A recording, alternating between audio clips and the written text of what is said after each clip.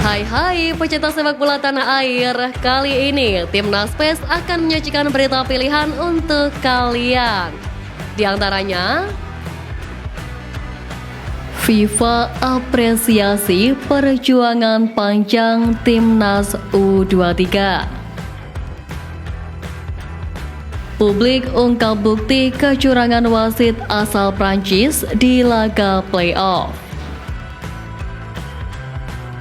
Kejujuran pelatih Guinea usai kalahkan Timnas U23. Kabar miring Elkan Bagot usai Timnas U23 tersingkir. Jadi, simak terus berita Timnas PES selengkapnya.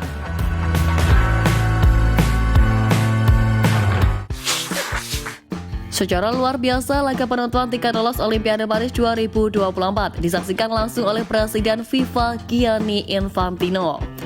Kehadiran pria asal Swiss Italia ini pun disambut petinggi Federasi Indonesia dan Guinea, yakni Erick Thohir.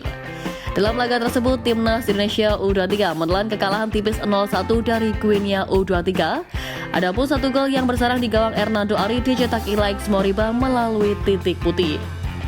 Walau kalah, para pemain serta jajaran staf kepelatihan Timnas Indonesia U23 sangat layak diberikan apresiasi setinggi langit. Pencapaian tim besutan Sintayong ini sudah sangat jauh melampaui target. Hal itu karena target yang diberikan skuad Garuda Muda adalah menembus perempat final Piala Asia U23 2024. Ditambah lagi dalam perjalanannya, Timnas Indonesia U23 sukses menumbangkan Australia dan Korea Selatan. Selain itu, Infantino juga memberi pujian kepada Indonesia yang mengatakan sepak bola Indonesia berjalan ke arah yang benar. Pelatih Timnas Indonesia U23 Sintayong dikabarkan menangis usai anak asuhnya merasakan kekalahan dari Guinea pada laga playoff Olimpiade 2024. Keputusan Letizia Francois sangat merugikan Timnas U23.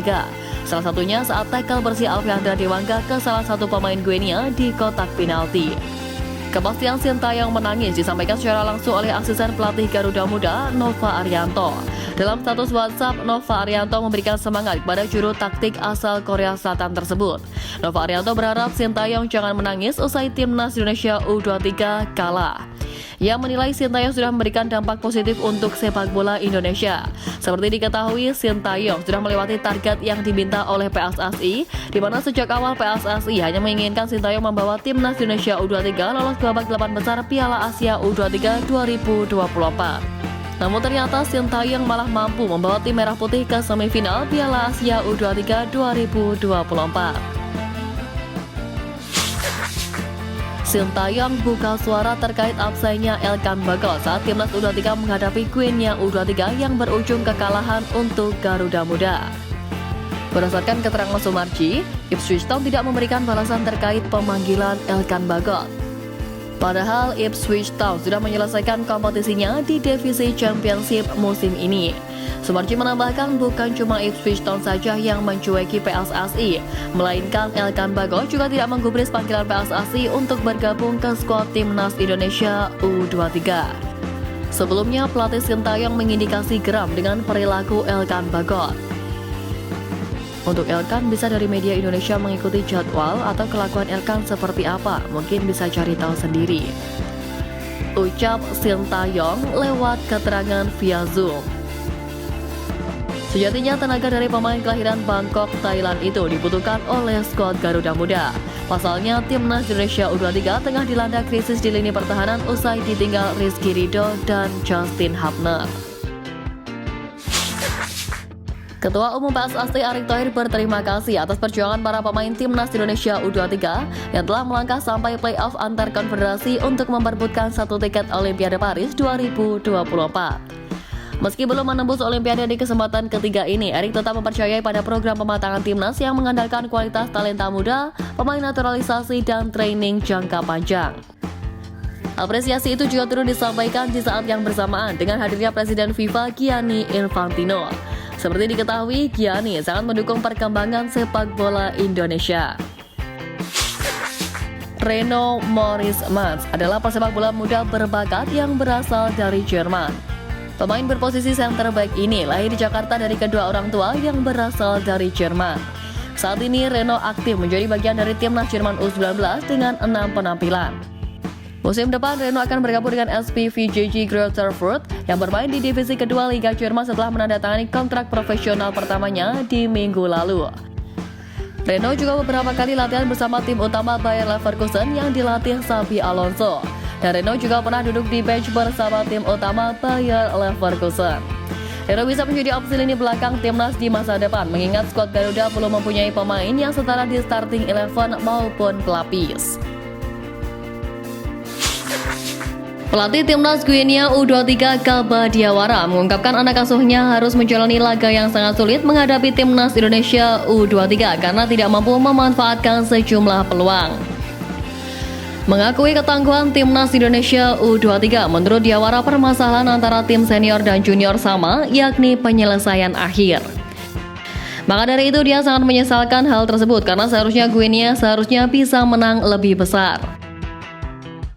Itu sulit, kami tahu ini akan sulit, tapi kami juga tidak membuat pertandingan itu mudah bagi diri kami sendiri, ungkap Diawara.